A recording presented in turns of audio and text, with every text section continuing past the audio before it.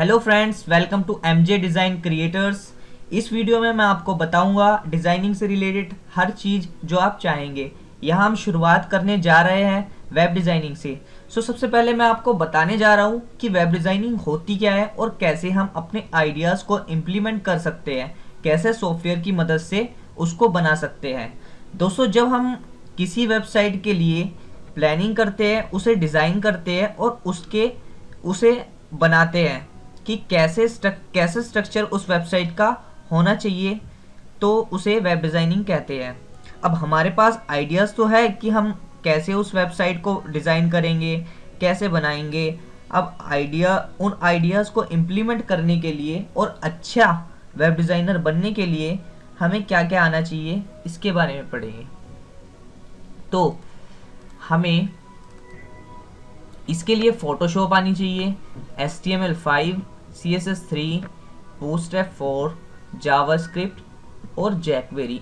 ये सब चीज़ें हमें आनी चाहिए। मैं आपको इन चीज़ों का थोड़ा थोड़ा सा रिव्यू दे देता हूँ ताकि आपको आइडिया हो जाए कि हम क्या करने वाले हैं। तो फोटोशॉप उसे यूज़ होता है ग्राफिक डिज़ाइनिंग में, वेब डिज़ाइनिंग में।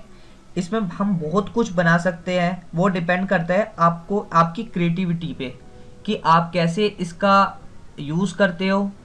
जैसे इसमें हम वेब डिज़ाइनिंग का ही एक एग्जांपल ले लेते हैं।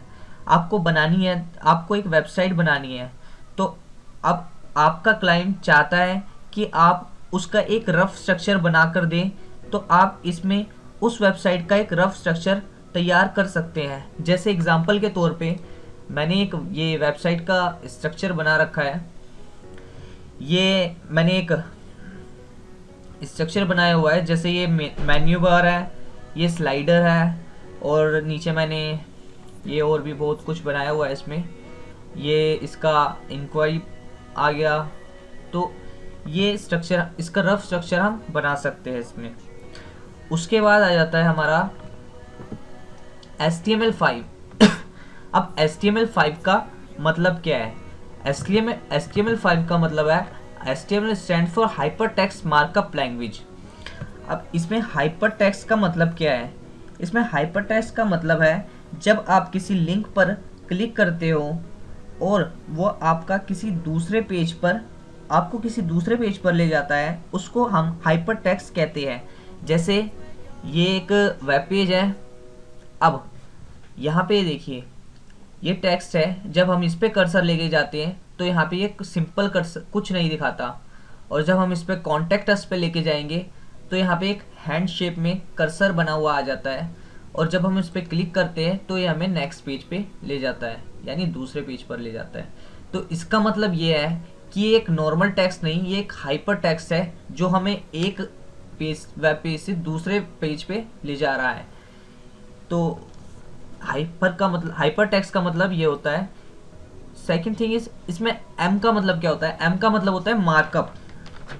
अब मार्कअप का क्या मतलब है? मार्कअप का मतलब है, जैसे HTML में सारा काम टैग्स में होता है। टैग्स में होने का मतलब जब कोई टैग स्टार्ट होता है तो उसका क्लोजिंग टैग भी होता है। जैसे एग्जांपल, ये इस वेब पेज की कोडिंग है। तो अब देखिए, हेडर टैग यहाँ पे ओपन हो रहा है और यहाँ पे क्लोज हो रहा है, तो इसमें टैग के बीच में काम हो रहा है। ये डिव टैग यहाँ पे स्टार्ट हो रहा है और यहाँ पे क्लोज हो रहा है, तो सारा काम इसमें टैग के बीच में होता है। अब एक एग्जांपल के तौर पे मैं मार्कअप का मतलब आपको बताता हूँ। जैसे यहाँ पे दो तरह के फ़ॉन्ट है आपके सामने। यहाँ पे सिंपल फ़ॉन्ट है और यहाँ पे ये बोल्ड है।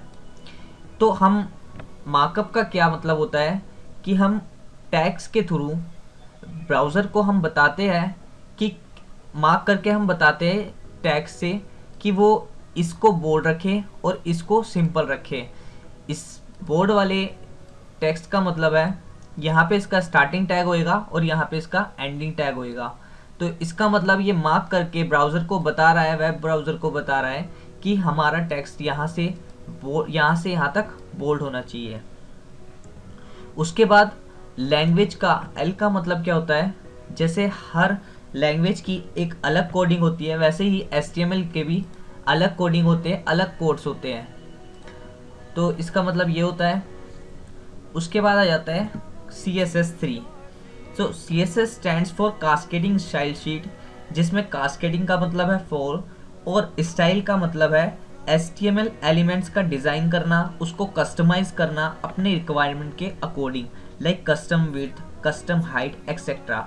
और इसे हम उस यूज़ करते हैं क्योंकि कम समय में हम अच्छा डिज़ाइन कर सकते हैं। उसके बाद आ जाता है बूटस्ट्रैप 4। सो बूटस्ट्रैप वर्ल्ड का number 1 CSS JavaScript HTML framework है। इसका यूज़ हम किसी भी वेबसाइट को बहुत ही कम समय में अट्रैक्टिव और रिस्पॉन्सिव बनाने के लिए कर सकते हैं।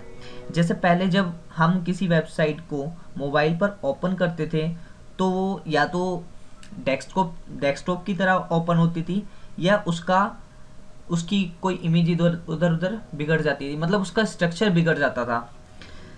सो मैं आपको एक एग्जांपल दिखा देता हूँ। पहले जब हम वेबसाइट को मोबाइल पर ओपन करते थे तो वो कुछ ऐसी दिखाई देती थी जैसे वो डेस्कटॉप पे ओपन होती थी। उसके बाद अगर हम इसको रिस्पॉन्सिव बना दिया जाए तो ये वेबसाइट ऐसी हो जाएगी। इसका मतलब ये है कि ये अपने उस मोबाइल के उस डिवाइस के अकॉर्डिंग अपनी हाइट एंड विड्थ एडजस्ट कर लेती है, इसलिए हम बूटस्ट्रैप का यूज़ करते हैं। जैसे ये देखिए, ये एक वेबसाइट है, डेस्कटॉप पे ऐसे खुली हुई है, उसके बाद टैब, उसके बाद मोबाइल। तो ये हर डिवाइस पे अब उसके according height and width adjust कर लेती है। उसके बाद आ जाता है जावास्क्रिप्ट। सो जावास्क्रिप्ट क्या है? जावास्क्रिप्ट एक लाइटवेट ओपन सोर्स लैंग्वेज है। इसकी हेल्प से आप अपनी वेबसाइट को डायनामिक बना सकते हो, वैलिडेशन लगा सकते हो और भी बहुत कुछ आप इसमें कर सकते हो। सिक्स्थ है jQuery। jQuery basically jQuery JavaScript की एक लाइब्रेरी है जिसके सारे इनबिल्ट फंक्शन होते हैं और बहुत ही सारे इफेक्ट्स होते हैं। इसकी मदद से हम बहुत अच्छी वेबसाइट बना सकते हैं। सो फ्रेंड्स, ये छोटा सा रिव्यू था उन सब्जेक्ट्स का जो हम सीखेंगे हमारे आने वाले ट्यूटोरियल्स में। एक एक करके हम सबकी एक कंप्लीट ट्यूटोरियल्स बनाएंगे। शुरुआत करेंगे हम फोटोशॉप के साथ। सो जल्दी ही हम फोटोशॉप का एक कंप्लीट ट्यूटोरियल्स लाएंगे। सो जब तक के लिए bye friends, see you in next video. अगर आपको ये वीडियो अच्छी लगी तो प्लीज़ सब्सक्राइब कीजिए, शेयर कीजिए और कमेंट्स कीजिए।